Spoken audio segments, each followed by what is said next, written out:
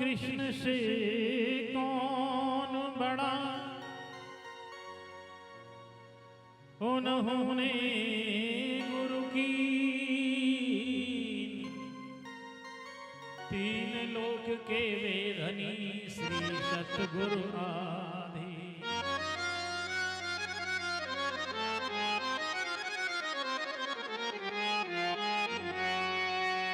ये संसार मायामय है और जो संसार में आया है उसको माया थोड़ी सी परेशान जरूर करती है। काजल की कोठरी में कैसो हुसैन हो जाए, कितना भी चतुर चला जाए, लेकिन एक लीक काजल की लागी है, पे लागी है।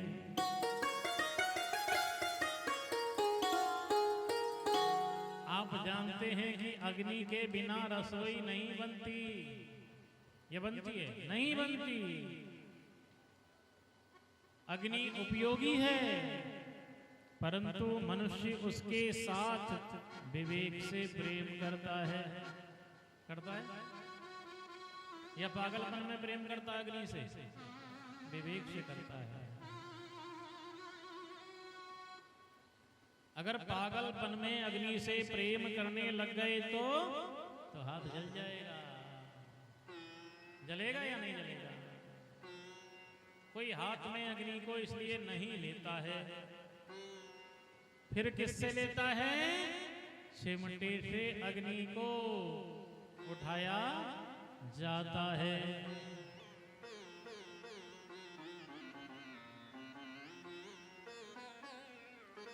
जैसे हम अग्नि को नहीं छोड़ सकते, ऐसे ही माया को नहीं छोड़ सकते, किंतु अग्नि की तरह माया को विवेक रूपी संडासी से पकड़िए। माया जीव को जग के विषयों में फंसाए रखती है, भगवान के पास जाने नहीं देती। और माया से बचना है तो गुरु की शरण ही बचा सकती है। मैं नहीं कह रहा हूं,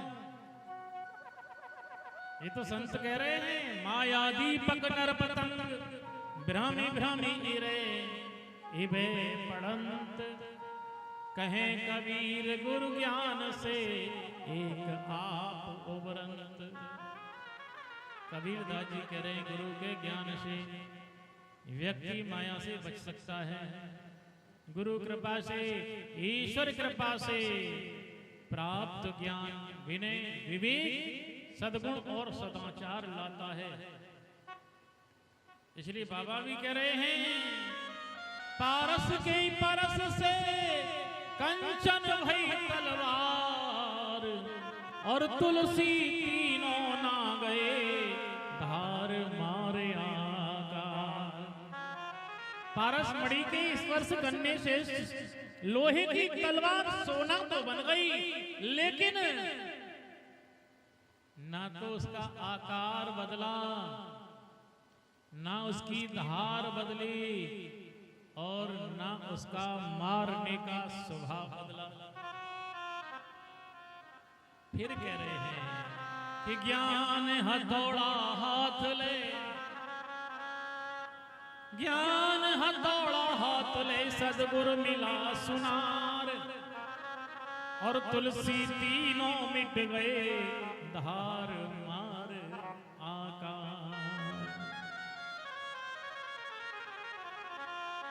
जब सुनार रूपी गुरु मिलता है तो उसके सारे रूप को, रंग को और स्वभाव को बदल देता है। इसलिए सद्गुरु ही संसार सागर के माया मगर से बचा सकते हैं।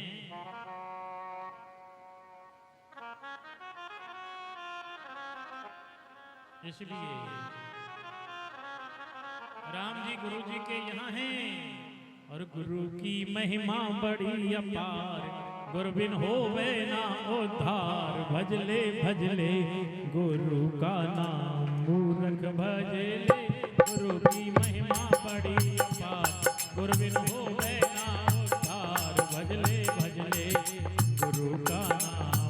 रंग भजे गुरु की महिमा बड़ी अपार।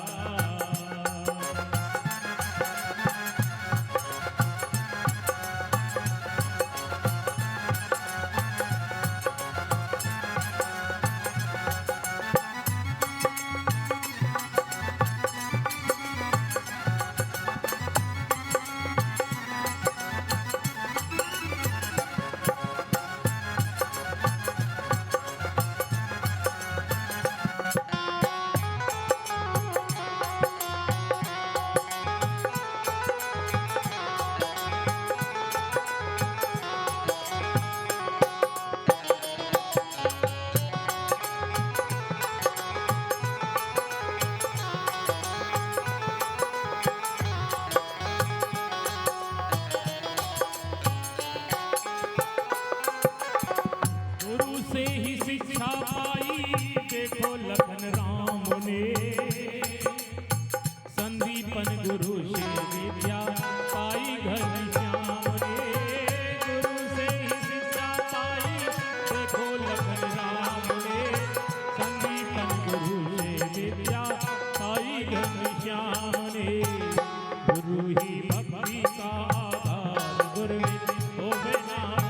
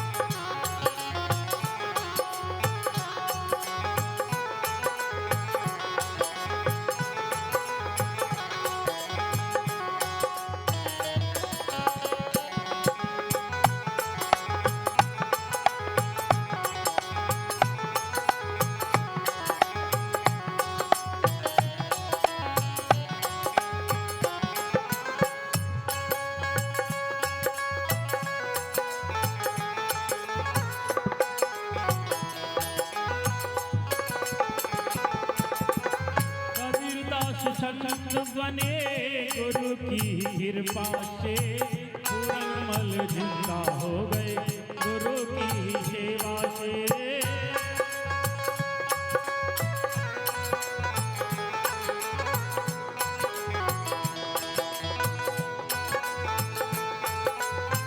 कबीरदास सखत बने गुरु की सेवा से, पूरनमल जिंदा हो गए गुरु की कृपा से। गुरु ही शक्ति का आधार, गुरु बिन होवे ना उद्धार। भजले भजले गुरु का नाम, मूरत भजले गुरु की महिमा बड़ी अपार।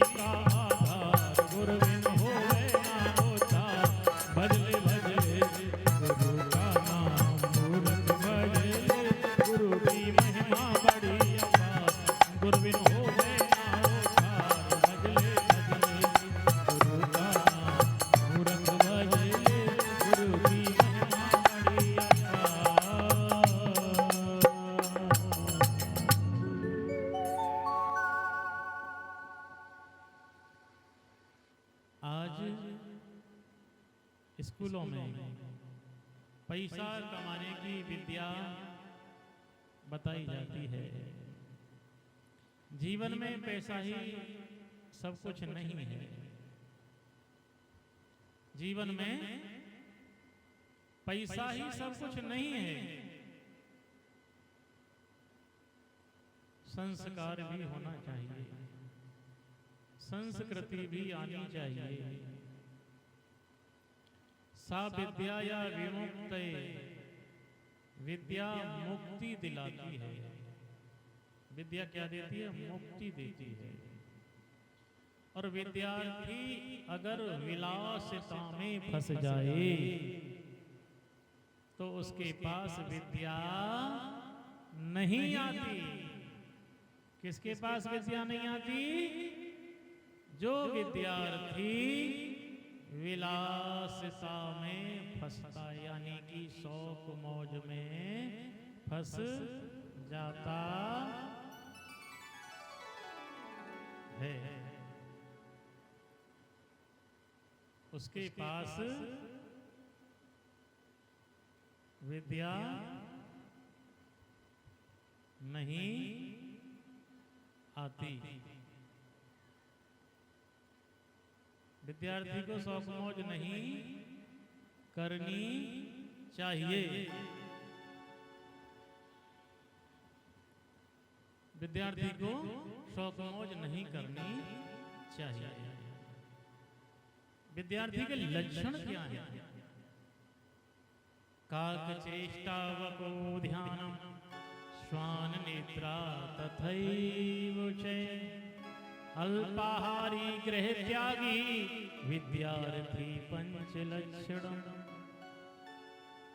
कौवे जैसी चेष्टा होनी चाहिए, बगुले जैसा ध्यान होना चाहिए, कुत्ते जैसी नींद होनी चाहिए, थोड़ा खाने वाला होना चाहिए और घर से मोह ना हो, गृह त्यागी होना चाहिए। पहले गुरुकुल में जाते थे इसलिए घर को त्यागने वाला हो, उसे ही विद्यार्थी कहा जाता है।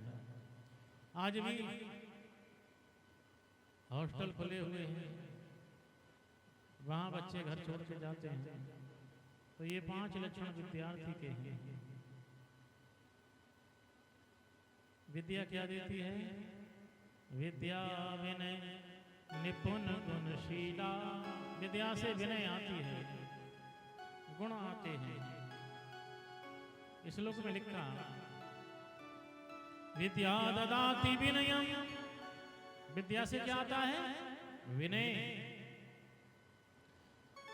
विद्या ददाति विनयम, विनयम ददाति पात्रताम, पात्रता ददाति धनयम, धनयम ददाति सुखम। विद्या से क्या आया? विनय आई, और विनय आई तो क्या बने हम पात्र बन गए। पात्र समझ रहे हैं? विद्या आई तो विनय आई, और विनय आएगी तो हम पात्र जरूर बनेंगे। कोई प्रधानमंत्री बन जाता है, कोई राष्ट्रपति बन जाता है, कोई वकील बन जाता है, कोई इंजीनियर बन जाता है, कोई डॉक्टर बन जाता है, कोई मुख्यमंत्री बन जाता है, कोई किसान बन जाता है, कोई रसोइया बन जाता है। कब बन जाते हैं? जब विनय आती है, विद्या आती है। और जब हम पात्र बन जाते हैं, अधिकारी बन जाते हैं, तो क्या आता है? फिर धन आता है। और जब धन आता है तो फिर क्या आता है? फिर सुख आता है। अच्छा, ये सुख आया कहां से? विद्या से। पहला पॉइंट है विद्या, और आखिरी पॉइंट है सुख। इसलिए पहले विद्या धारण कीजिए तो बाद में सुख आएगा ही आएगा। समझिए, जो सबसे पहले शौक मौज करेगा, बाद में उसे कष्टों से गुजरना पड़ेगा। इसलिए शौक मौज बाद में करो, पहले मेहनत करो। तो बाद में आनंद मिलेगा, सुख मिलेगा। जिस किसी को भी डॉक्टर बनना हो, इंजीनियर बनना हो, वकील बनना हो, प्रधानमंत्री बनना हो, तो उससे पहले हमें क्या बनना पड़ेगा? उससे पहले हमें इंसान बनना पड़ेगा। जब व्यक्ति इंसान बन जाता है तो कुछ भी बन सकता है, क्योंकि इंसान कहां से बनेगा? व्यक्ति कहां से बनेगा? बिन सत्संग विवेक न होई। बिना सत्संग के इंसान नहीं बना जाता। सत्संग से शुरुआत करनी पड़ेगी। अच्छा भाई बनना है, अच्छा पिता बनना है, अच्छा बेटा बनना है, अच्छा मित्र बनना है, अच्छी माँ बनना है, अच्छी बहन बनना है, अच्छी पत्नी बनना है, अच्छा पति बनना है, तो सत्संग जरूरी है। अच्छा बनने के लिए सत्संग जरूरी है। इसलिए बच्चों से कहना है, सत्संगत से प्यार करना सीखो जी, और जीवन का उद्धार करना सीखो जी। इंसाफ की डगर पे बच्चों दिखाओ चल के। इंसाफ की डगर पे और बच्चों दिखाओ चल के। ये देश है तुम्हारा, नेता तुम ही हो कल के। ये देश है तुम्हारा, नेता तुम ही हो कल के। इसलिए राम जी, मैं गुरु जी के यहाँ क्या सीखा? विद्या से क्या आया? राम जी ने क्या सीखा? प्रातः काल उठ कर रघुनाथा,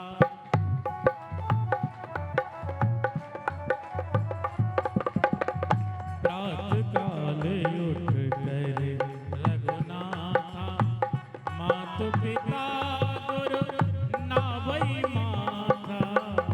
मातु पिता गुरु नावई माथा, प्रातः काल उठ कर रघुनाथा, प्रातः काल उठ कर रघुनाथा।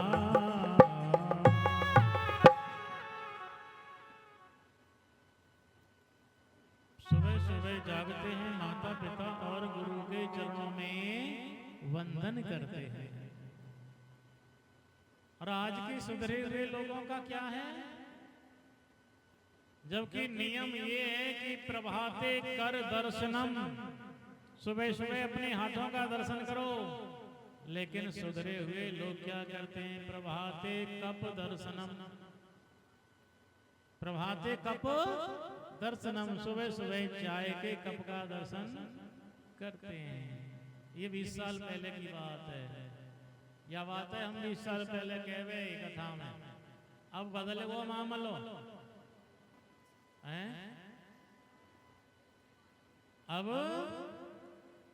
प्रभाते चल भास दर्शनम। अब सुबह सुबह क्या करते हैं? प्रभाते चल भास दर्शनम, सुबह सुबह चल भास के दर्शन करते हैं। चल भास समझ रहे हैं? चलते चलते जिससे बात की जाती है उसे चल भास कहते हैं। मोबाइल, मोबाइल का शुद्ध हिंदी में नाम है चल भास। सुबह सुबह उसका दर्शन करते हैं। कौन को मैसेज आयो है देखें तो सही। आंख खुलते ही भैया भाई पे हाथ जावे। कौन कौन ने इंस्टाग्राम पे, कौन कौन ने फेसबुक पे, कौन कौन ने टेलीग्राम पे, कौन कौन ने व्हाट्सएप पे भेजो है। सुबह को चाय को कप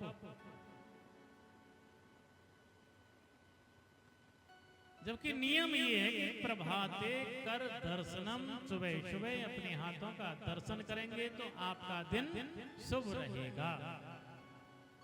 पहला दर्शन हाथ का। फिर उसके बाद हम चरण धरती पर रखें, अपने पैर धरती पर रखें तो धरती मैया का वंदन कर रहे हैं।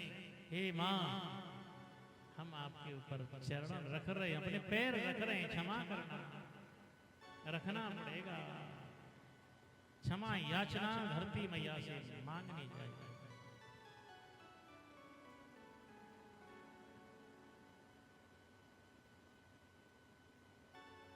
बात ये है कि जब हम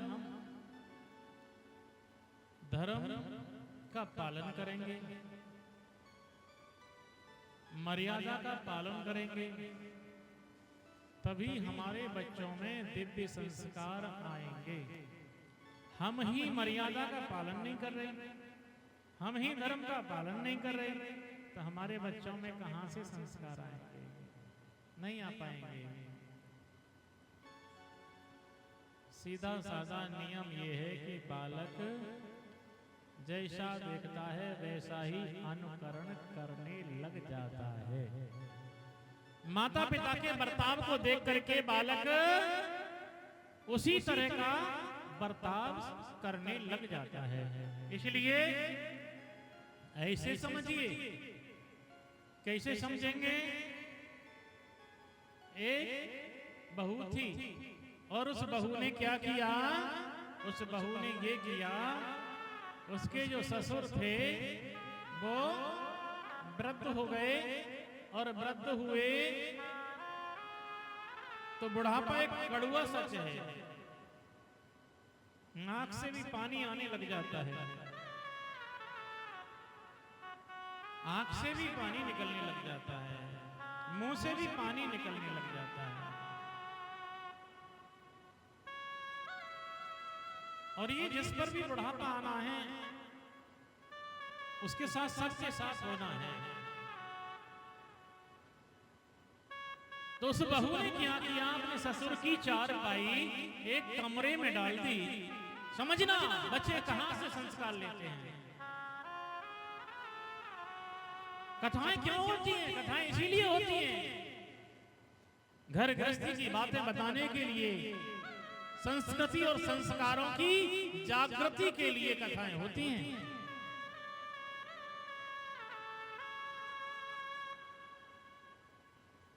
बालक था उसका छोटा सा 4-5 साल का।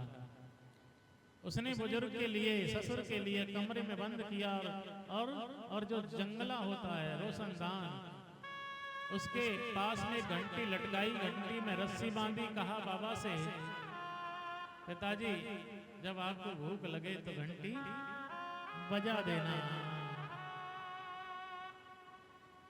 जब आपको प्यास लगे घंटी बजा देना। बालक रोज देखता है, बाबा को प्यास लगती है तो रस्सी खींचता है, घंटी बजती है, मम्मी पानी देके आती है, रोटी देके आती है। समय गुजरता गया, रस्सी कमजोर हुई, घंटी टूट करके नीचे गिरी। बालक खेल रहा था आंगन में, उसने उस घंटी को उठाया और खेलने लगा, घंटी बजाने लगा। समय 5-6 बजने लगे शाम के। उसके पिता ड्यूटी से आए, बालक घंटी बजा रहा है, घंटी बड़ी सुंदर है।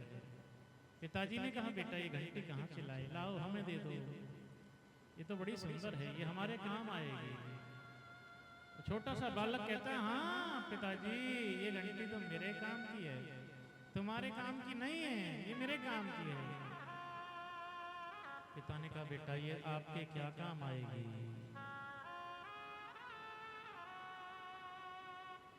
लड़का कहने लगा पिताजी जब आप बुढ़े हो जाओगे, मैं जवान हो जाऊंगा, मेरी शादी होगी, मेरी बहू आएगी, तो ये मेरी बहू आएगी ना, ये उसके काम आएगी।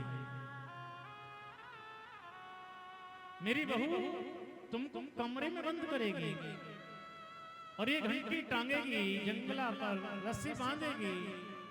जब तुम्हें भूख लगे, प्यास लगे तो ये घंटी बजा देना रस्सी से। पिताजी ने पूछा, बेटा ये तुमने कैसे, किससे सीखा? बच्चे बड़े सच्चे होते हैं। बालक ने कहा, हमारी मम्मी ने हमारे दादाजी के लिए कमरे में बंद किया है और ये घंटी लटकाई है। कहने का तात्पर्य यही है कि बच्चे जैसा देखते हैं वैसा सीख जाते हैं। इसलिए बच्चों के सामने वो कृत्य ना करें जिससे बालक पर गलत असर पड़े, उसकी बुद्धि भ्रमित हो, वो गलत आदत में चला जाए।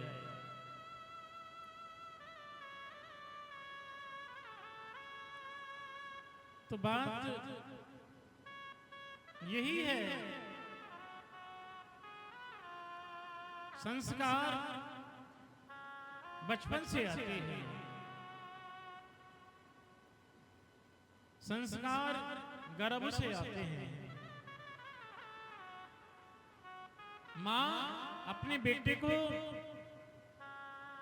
कैसे चोर बना देती है, माँ कैसे अपने बच्चे के लिए कैसे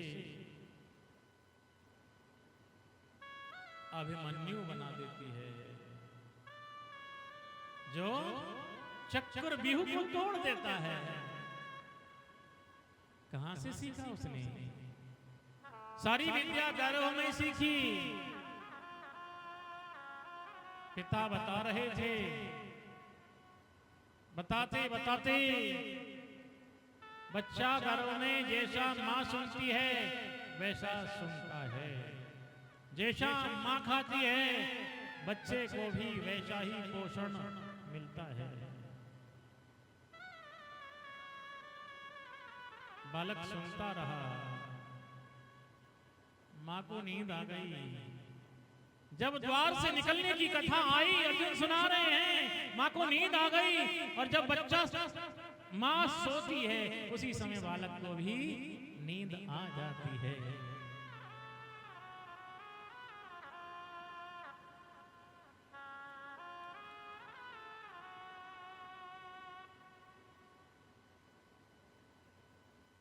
ऐसे समझिए माँ कोल्ड स्टोर की मशीन है। माँ क्या है? कोल्ड स्टोर में जो चलती है मशीन, जो ठंडा करती है कोल्ड स्टोर को, वो माँ है। अगर कोल्ड स्टोर की मशीन खराब हो जाए तो कोल्ड स्टोर में जितना भी सामान रखा है, आलू रखा है, सब्जियां रखी हैं, फल रखे हैं, वो सारे के सारे बेकार हो जाएंगे।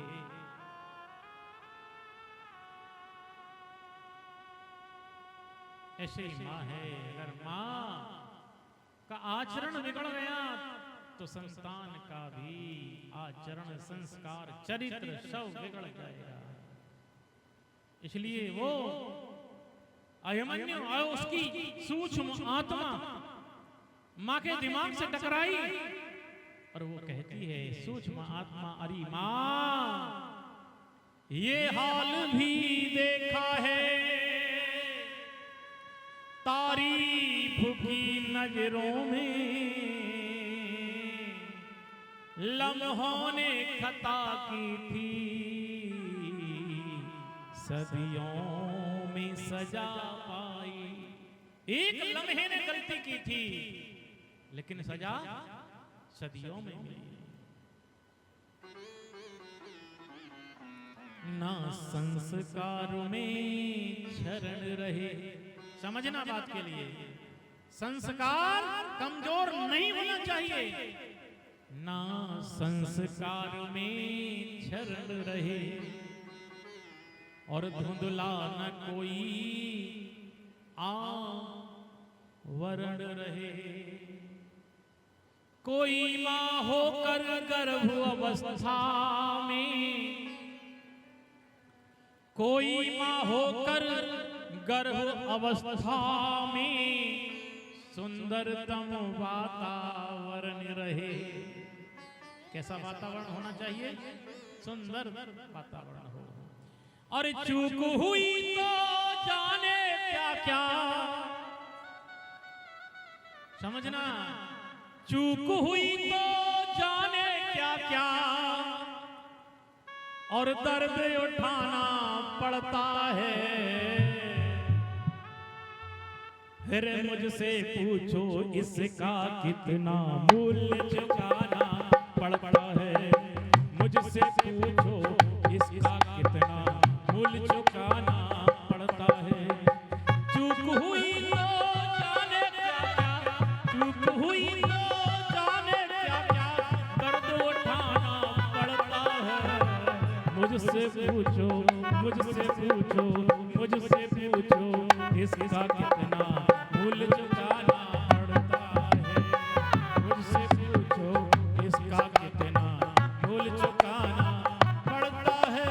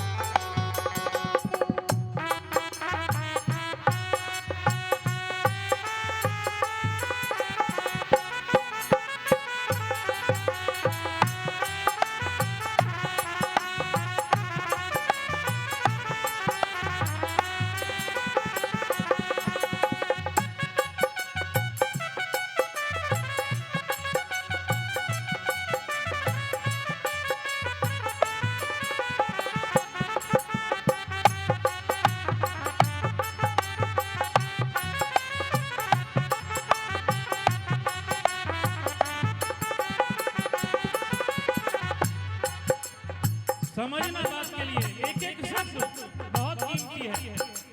डाल दिया बिहू तोड़ने की जो कला का वीर, डाल दिया बिहू तोड़ने की जो कला का बीज, सोती हुई मुझको जवानी जगानी पड़ी।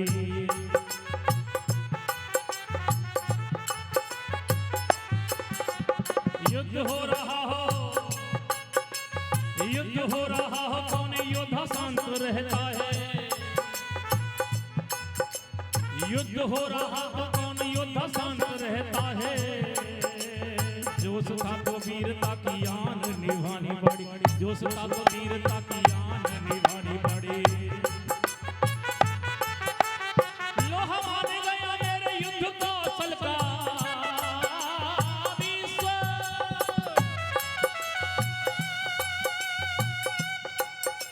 लोहा मान गया मेरे युद्ध कौशल का विषय। उंगली उंगली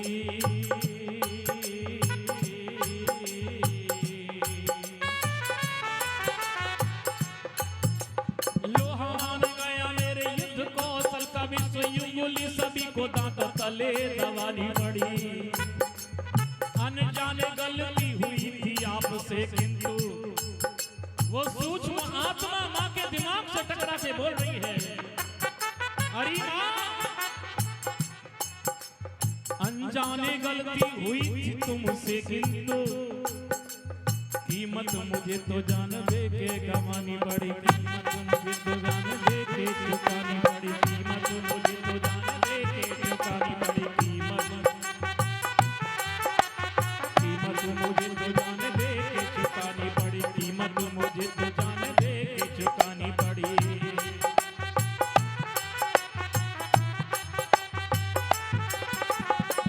अरे माँ, तुझसे अनजाने में गलती हुई, लेकिन तेरी गलती के कारण मेरी जान तो चली गई। अरे जड़े रहे कमजोर तो, जड़े रहे कमजोर तो पौधे को मुरझाना पड़ता है। मुझसे पूछो, मुझसे पूछो, मुझसे पूछो इसका कितना मूल्य चुकाना पड़ता है। मुझसे पूछो इसका कितना मूल्य चुकाना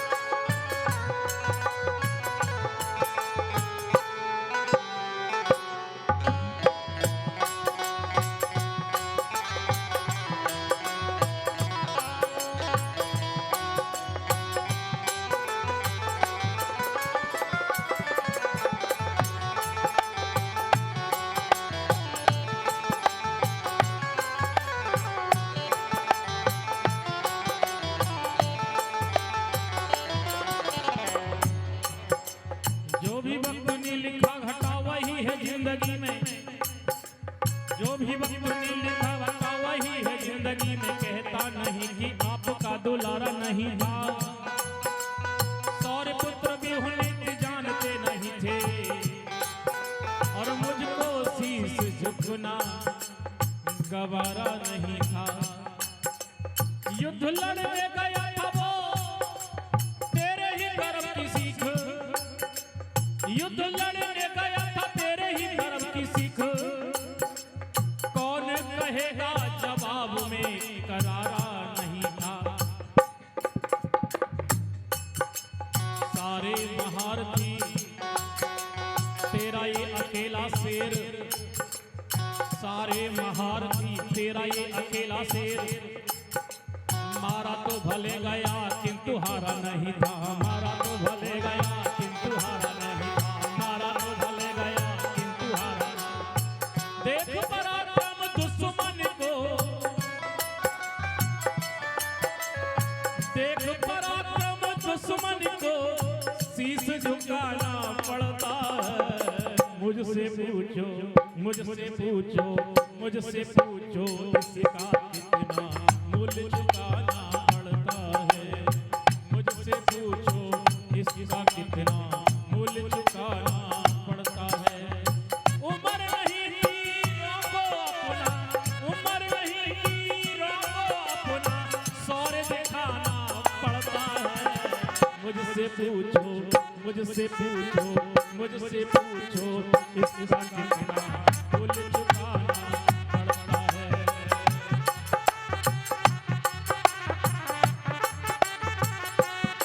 और सौर ग्रंथ रचते पिता जो स्वर्ण अक्षरों में, उसमें नबी ने एक प्रश्न जोड़ देता में। अभिमन्यु की आत्मा कह रही है, सौर ग्रंथ रचते पिता जो स्वर्ण अक्षरों में, उसमें नबी ने एक प्रश्न जोड़ देता में। यानी हमसे जो दुश्मनी किए हो भला, आप ही बताओ उसे कैसे छोड़ देता मैं, आप ही बताओ उसे कैसे छोड़ देता मैं।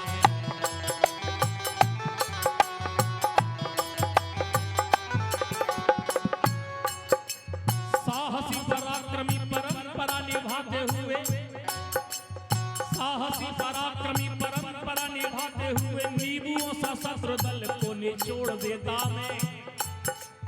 आगे की लाइन बहुत सुंदर है, आपकी समझ में आए ताली बजाना उस अभिमन्यु के लिए। साहसी पराक्रमी परंपरा निभाते हुए नींबुओं सा शत्रु दल को निचोड़ देता मैं। सुनते हुए कहानी आप यदि सोती नहीं, आपकी कसम चक्र भी हूँ तोड़ देता मैं, आपकी कसम चक्र भी हूँ तोड़ देता मैं, आपकी कसम चक्र भी हूँ तोड़ देता मैं, आपकी कसम चक्र। सोते हुए कहानी आप यदि सोती नहीं, सुनते कहानी आप यदि सोती नहीं, आपकी कसम चक्र भी हूँ तोड़ देता मैं, आपकी कसम चक्र भी हूँ तोड़ देता मैं। अनजानी गलती पर भी, अनजानी गलती पर भी पीछे पछताना पड़ता है। मुझसे पूछो, मुझसे पूछो, मुझसे पूछो इसका कितना मूल्य चुकाना पड़ता है। मुझसे पूछो इसका कितना मूल्य चुकाना पड़ता है। चूक हुई जो जाने क्या क्या, चूक हुई जो जाने क्या क्या दर्द उठाना पड़ता है। मुझसे पूछो, मुझसे पूछो, मुझसे पूछो इसका कितना मूल्य चुकाना पड़ता है। मुझसे पूछो, मुझसे पूछो इसका कितना मूल्य चुकाना पड़ता है।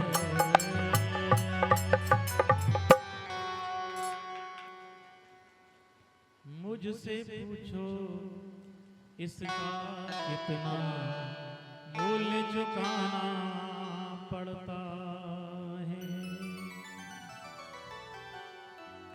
विफल शास्त्र के हो जाने पर शस्त्र चलाना पड़ता है। शास्त्र विफल हो जाए, हथियार उठा लो। विफल शास्त्र के हो जाने पर और शस्त्र उठाना पड़ता है। यानी शांत दूत को भी, यानी शांति दूत को भी फिर युद्ध रचाना पड़ता है। जब अधर्म हावी हो जाता, जब अधर्म हावी हो जाता और धर्म हो सहना सहना, तब बंसी छोड़ कृष्ण को फिर चक्र उठाना पड़ता है। समझ गई माँ क्या है? माँ ही तो है सब कुछ। माँ ही शेर पैदा कर देती है। माँ कैसे शेर पैदा करती है समझिए, ध्यान दीजिए। औरंगजेब बादशाह का दिल्ली में दरबार लगा हुआ है, ध्यान देना। माँ कैसे शेर पैदा करती है।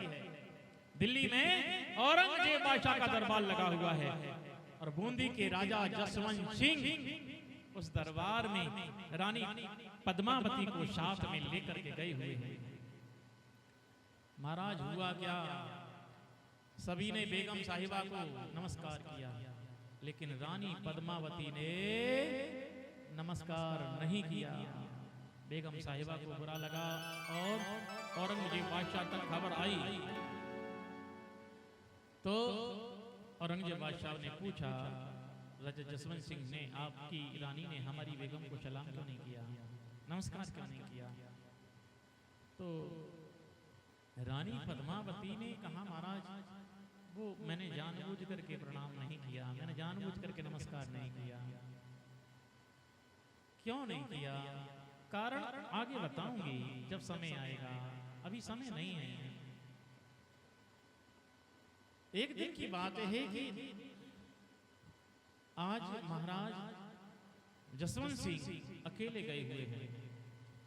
राजा औरंगजेब के पास शेर था, शेर छोड़ दिया गया दरबार में। सभी राजाओं ने तालियां बजाई, लेकिन राजा जसवंत सिंह ने ताली नहीं बजाई।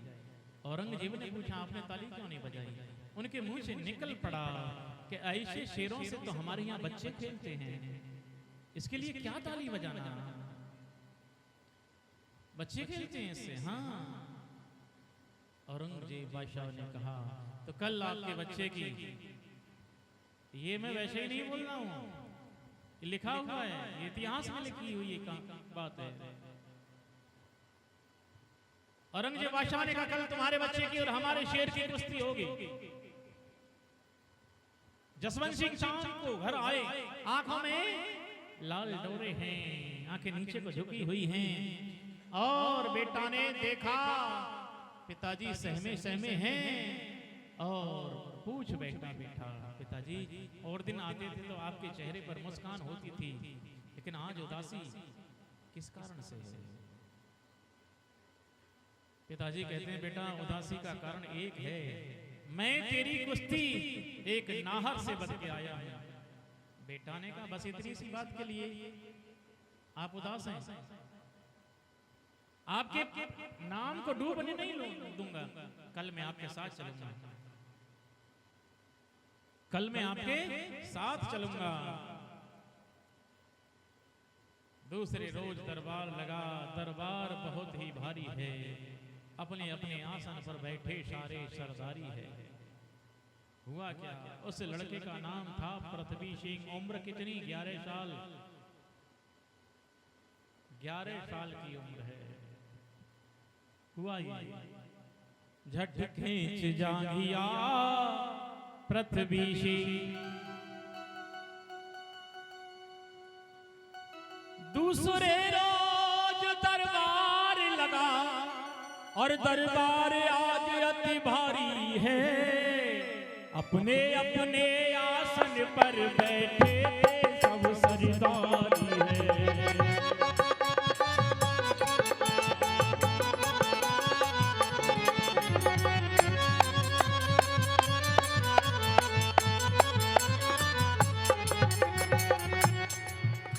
झट खेच जांघिया पृथ्वी सिंह, झट खेच जांघिया पृथ्वी सिंह, ले कूदा हाथ कटारी है। जसवंत सिंह उठ बोले बेटा ठीक न बात तुम्हारी है। जसवंत सिंह के बोले बेटा ठीक न बात तुम्हारी है।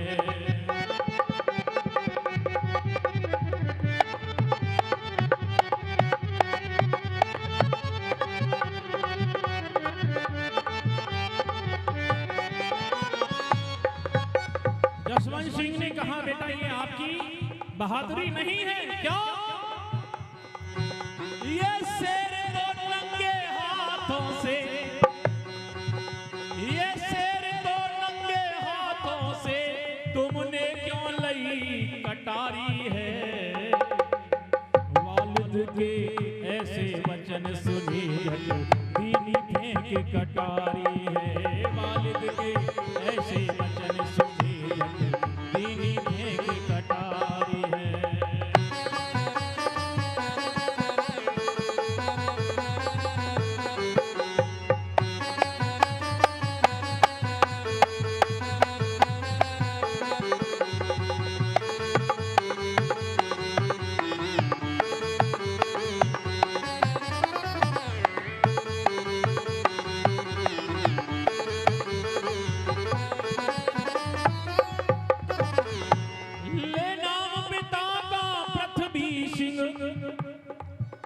जा भिड़ा शेर से जाई है। गया काट पेंतरा बाल उमर छाती पे बैठा जाई है। गया काट पेंतरा बाल उमर छाती पे बैठा जाई है।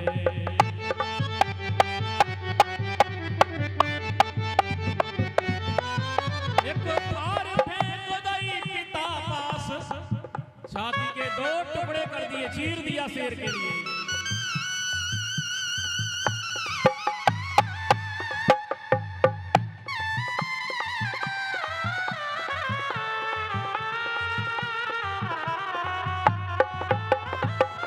एक फार फेंक दई पिता पास, एक फार तखत में मारी है।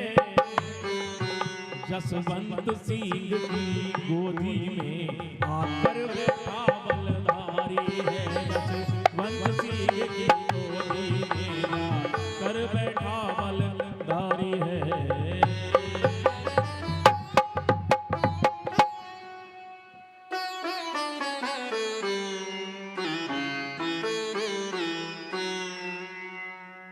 शेर को बीच से चीर दिया।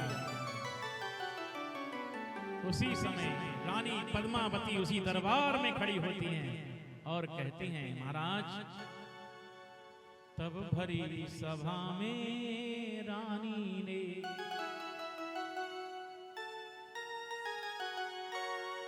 तब भरी सभा में रानी ने उठ करके यही जवाब दिया। क्या जवाब? और ये शेर गर्भ में बैठा था, ये शेर गर्भ में बैठा था, इसलिए न मैंने अदाब किया। ये शेर गर्भ में बैठा था। यदि मैं झुक जाती बादशाह तो शेर मेरा भी झुक जाता। यदि मैं घबराती बादशाह तो शेर मेरा भी घबराता।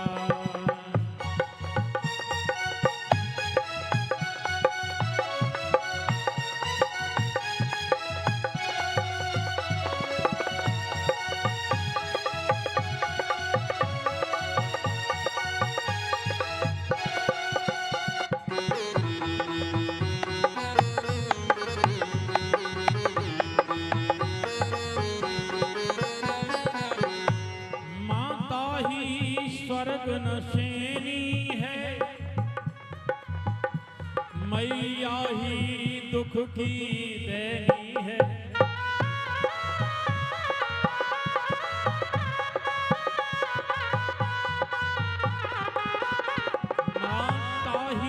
स्वर्ग नशैनी है, मैया ही दुख की देनी है। माता ही देखो जन्मों की वो पाप काटनी छेनी है। माता ही देखो जन्मों की वो पाप काटनी छेनी है। समझ गए बालक कैसे शेर बनता है? पद्मावती ने नमस्कार क्यों नहीं किया?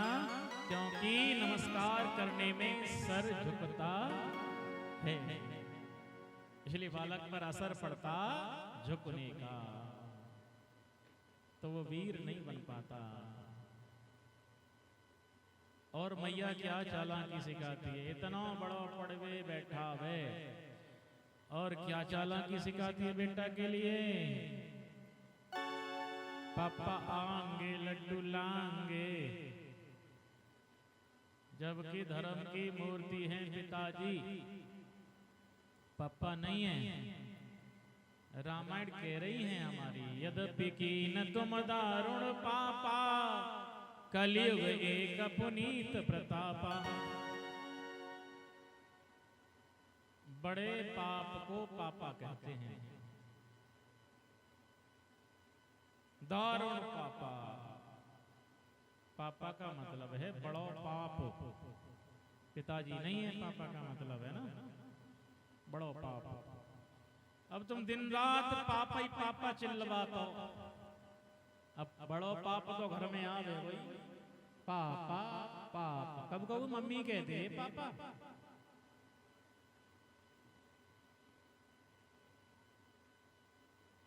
और बेटा पहले दिन स्कूल गयो, पड़ोसी बालक की कलम बुद्ध का चुराए लायो, मैया ने शाबाशी दे दी, शाबाश बेटा कल को बस्ता चुराए लाइए। सहारा मिल गया माँ का, और धीरे धीरे वही बेटा क्या बन गया, बहुत बड़ा डाकू। सुल्ताना डाकू का नाम सुना है आपने? वो माँ के सहारे से ही डाकू बना था। माँ ने थोड़ी सी शाबाशी दे दी थी। पहले दिन एक कलम चुरा के लाया था वो, माँ का सहारा मिल गया और पकड़ा गया। और जब पकड़ा गया तो हुआ ये, फांसी पर लटकने वाला है, भीड़ बहुत है। और उसी भीड़ में से एक चीखती हुई रोती हुई बुढ़िया आई, सब जान गए ये वही नागिन है, ये वही सर्पणी है जिसने इस नाग को पैदा किया। और वो बेटा क्या कहता है अपनी माँ से, कहने लगा, अरे माँ रो रो कर सीना पीट रही, अब धरती में शर्म आ रहे तू। अरे जल्लाद बनी, जालिम जमनी बेटे का कत्ल कराए थे, चोरी कर जिस दिन लाया था, और तनिक मुझे वर्जा होता। अरे माँ एक तमाचा मार देती ना वो दिन, तो आज गले तेरे बेटे के फांसी का फंदा ना होता। शिवदधी हरिचंद बली, मोर ध्वज को जनने वाली, क्यों नहीं जनती फिर से ऐसे कर रही क्या गोदी खाली। क्या कृष्ण तुम्हें न याद रहा, क्यों राम को जनना भूल गई। अरे जिसने महाभारत सर किया, पारथ का जनना भूल गई। सावित्री लज्जावती जैसी यमराज से भी लड़ने वाली, सीता सती और अनुसुईया और मिला का जनना भूल गई। पहली है गुरु सुत की माता, जो जैसा पाठ पढ़ाती है, माँ जैसी शिक्षा देती है, वैसी ही विद्या आती है। तो माँ ही है सब कुछ, है ना। माँ क्या है, माँ सोना है। माँ क्या है, माँ चांदी है। माँ क्या है, माँ हीरा है। माँ क्या है, जवाहरात है। माँ क्या है, हीरा है, मोती है। इसीलिए तो तुमने देखा होगा माताएं क्या हैं, सोना चांदी महंगी चीज है।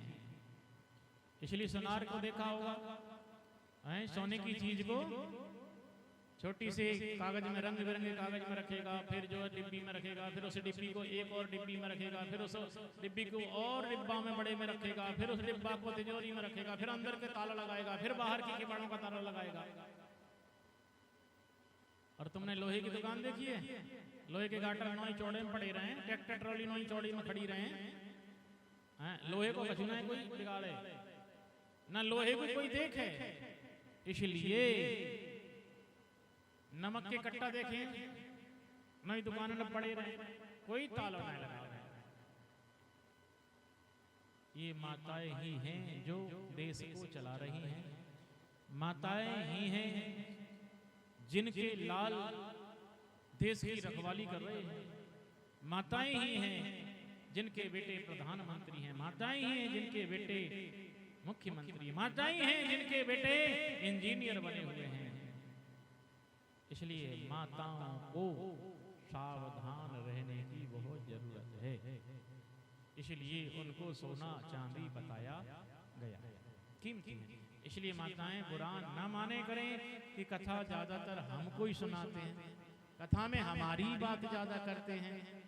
तुम ही हो, इसलिए तुम्हारी ही कथा तुमको ही तो सुनानी है कथा।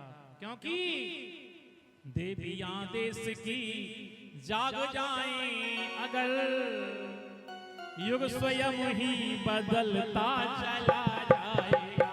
देवियां देश की जाग जाएं अगर, युग स्वयं ही बदलता चला जाएगा।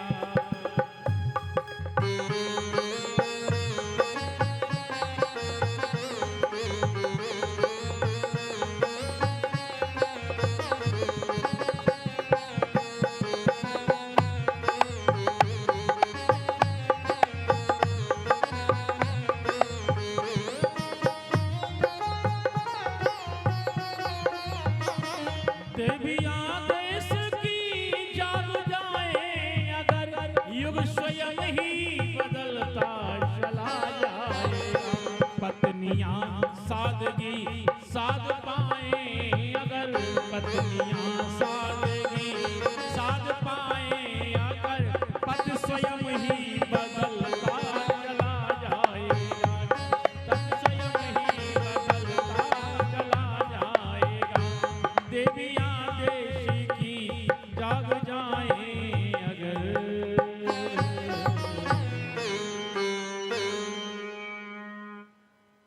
युग स्वयं ही बदलता चला जाएगा।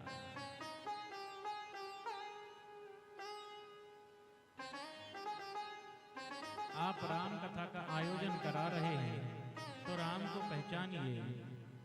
कई लोग कहते हैं कथा कहाँ से सुने, काम की फुर्सत ना है, कथा सुन के हमें का फायदा है जाएगा, राम कोई हमें देख तो रही रहे।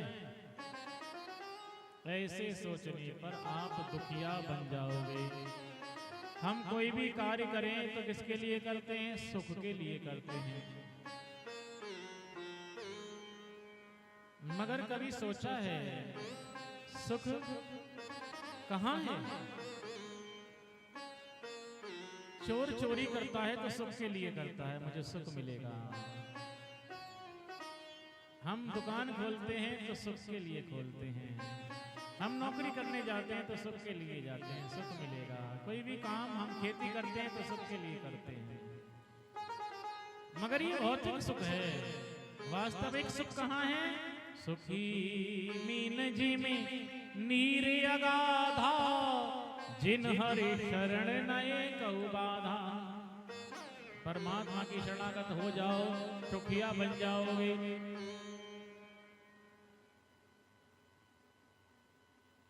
भौतिक सुख में कोई आनंद नहीं है। आपने देखा होगा किसी को खाज हो जाए, खुजली है जाए, वह खुजाए में बड़ो आनंद आवे। आवे ना आवे महाराज जी, आप बता रहे हैं खुजाए में बड़ो आनंद आवे। कल बता रहे महाराज जी नौकर खुजली है जाए, मेरे है नहीं एक दिन, खुजाए में बड़ो आनंद आवे साहब। लेकिन वो आनंद थोड़ी देर का है। मगर खुजाने के बाद जब खून निकलता है ना, फिर उसकी जलन चैन से सोने नहीं देती है। क्या देती है? नहीं देती। इसलिए ये भौतिक सुख, भौतिक आनंद तो क्षण मात्र के होते हैं। राम के बिना सुख की कल्पना नहीं की जा सकती, क्योंकि बाबा लिख रहे हैं, यही सर अनल प्रगट सम होई, राम विमुख सुख पावे न कोई। राम से विमुख होकर के सुख मिलने वाला नहीं है। इसलिए सुख मिलेगा तो कहां मिलेगा? राम के चरणों में अपने अपने धर्म का पालन करें। घर में धर्म, बनिया नरम, शासन गरम, और बहन बेटियों में शर्म। जहां है उस देश को आगे बढ़ने से कोई रोक नहीं सकता। वो देश महान है। इसलिए सिर्फ राम लीला करने से चले ना काम, राम के चरित्र को जीवन में उतारिए। अरे रावण के पुतले को जलाने से चले ना काम, अंदर के बैठे हुए रावण को मारिए।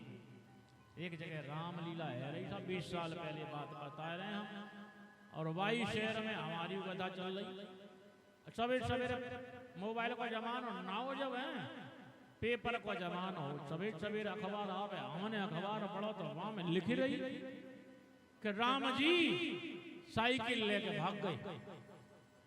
जो राम लीला में राम बने भैया संग में एक बिस्तर और ले गए। बताओ, राम बन के भी है, चोरी नहीं छुट्टी। जिसका आप अभिनय कर रहे हैं उसके थोड़े से गुण तो आने चाहिए, उसके थोड़े से लक्षण तो आने चाहिए। अब हम ही कथा कर रहे हैं और हम ही तुम्हारे यहाँ तक चीज चुराए ले जाएं, हम दुनिया को समझा रहे हैं, तो क्या हमारा वो राम कथा करना सार्थक होगा? बिल्कुल नहीं होगा। इसलिए हमारे कथाओं में तो बड़ी बड़ी चीजें, बड़ी बड़ी सोने चांदी की चीजें गिर जाती हैं और वो गद्दी पर आती हैं हमारी परोस, और जिसकी होती है वो उसको दी जाती है। इसलिए बाबा लिख रहे हैं, यह सब चरित्र कहा में गाई, आगे कथा सुनहु मन ला।